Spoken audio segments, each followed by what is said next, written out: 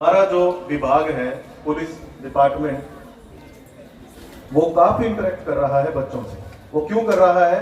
क्योंकि आप ही आने वाले समय में इस देश का भविष्य हैं।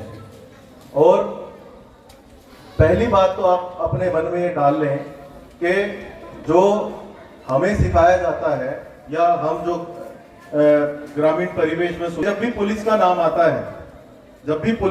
आता है तो आप सभी के बीच में एक डर आता है। आप लोग सभी डरते हैं बात करने से, अपनी समस्याओं को उनसे, पुलिस जो अधिकारी उनसे शेयर करने से।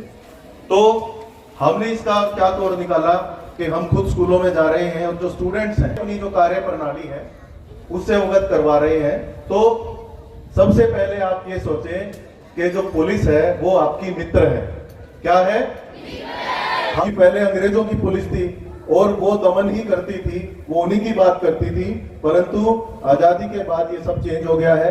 अब आपके भारतीय लोग ही, पुलिस ही नहीं, आपको एम्बुलेंस की भी सुविधा और फायर टेंडर की सुविधा, तो तीन ये सुविधाएं हैं, पुलिस हेल्प, फायर टेंडर की हेल्प और एम्बुलेंस की हेल्प। ये तीनों सुविधाएं आप 112 जो कि यूनिवर्सल नंबर है इससे प्राप्त कर सकते हैं। का व्यापार करते हैं वो स्कूल्स और जो कॉलेजेस हैं उनके आसपास काफी एक्टिव होते हैं, क्योंकि जो बच्चे होते हैं बच्चों को वो फ्री में ड्रग्स देकर उनको इसका आदी बना सकते हैं। और जब एक बार कोई आदी बन गया तो उसको विड्रॉवल सिम्टम्स होते हैं, अगर वो छोड़ना चाहे, मतलब वो उसको नींद नहीं आएगी, उसको बहुत पसीना आएगा, उसको बेचैनी होगी, तो उसको ये लगेगा कि मैं नशा कहीं ना कहीं से मेरे को नशा मिल जाए। नशा फिर वो उसको पैसे में बेचते हैं। फिर वो बच्चा क्या करता है, धीरे धीरे घर से पैसे चुराता है, फिर और बड़ी जो अपराध है उसका शिकार।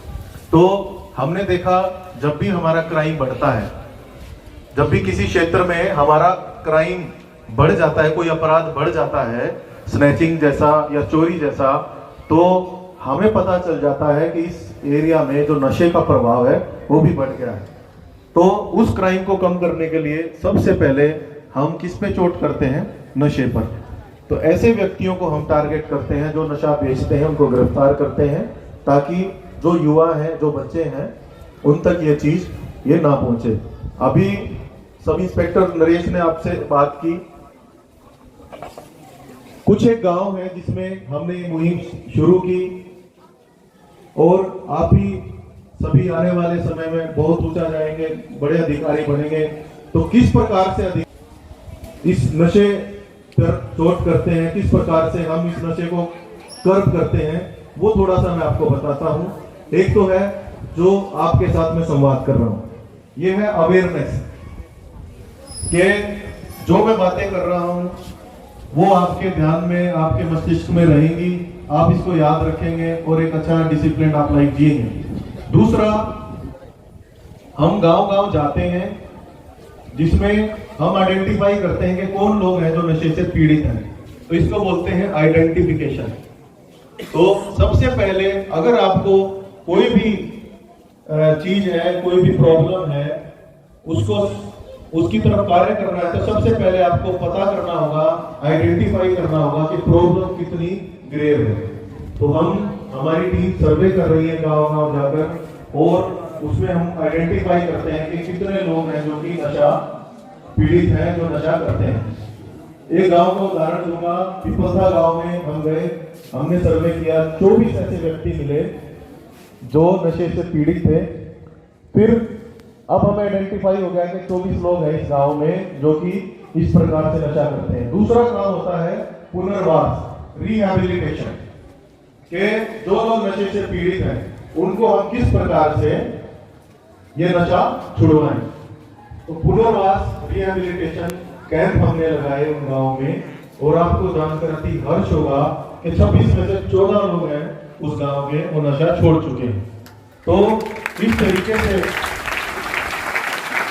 से हमारी टीमें कंडेला गांव में भी कार्य कर चुकी है, पांडु पिंडारा गांव में भी कार्य कर चुकी है, रशीदा में कार्य कर चुकी है, और विभिन्न ऐसे जो गांव हैं उसमें कार्य करती है। तो आइडेंटिफिकेशन और फिर रिहैबिलिटेशन, तो ये दो प्रोसेस हैं जिसके थ्रू जो पुलिस विभाग है अन्य विभागों के साथ मिलकर इस नशे के खिलाफ एक लड़ाई लड़ रहा है, जंग लड़ रहा है।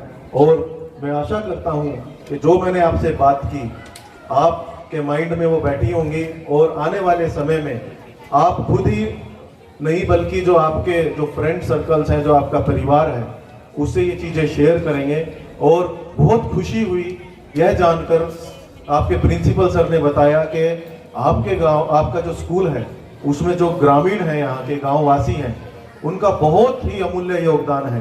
तो मैं कहूँगा जो ग्रामवासी यहाँ बैठे हुए हैं आप उनके लिए भी, क्योंकि अगर गांव के लोग सोच लेंगे कि हमें इस अभियान में भरपूर पार्टिसिपेट करना है और हमें यहाँ के जो बच्चे हैं, मुझे बहुत खुशी हो रही है ऐसे विद्यार्थी देखकर। आप बहुत स्मार्ट लग रहे हैं, आपकी जो यूनिफॉर्म है, आपका जो डिसिप्लिन है, उससे देखकर ये लगता है कि जो आपके जो टीचर्स हैं उन्होंने बहुत आप पर मेहनत की है और आप एक भाग्यशाली हैं, सौभाग्यशाली हैं कि आपको ऐसे स्कूल में आपको एडमिशन मिला है। एक अभी मैं न्यूज़ पढ़ रहा था कि एक स्कूल था और उस स्कूल में 27 बच्चों ने एक एग्जाम अपीयर हुआ और 27 ही फेल हो गए। तो कहीं ना कहीं उसमें मैं ये मानता हूं कि कहीं ना कहीं जो शिक्षक हैं वो अपनी जिम्मेवारी पूरी नहीं कर पाए, नहीं तो अगर वो पूरी करते तो इतना बुरा रिजल्ट नहीं होता।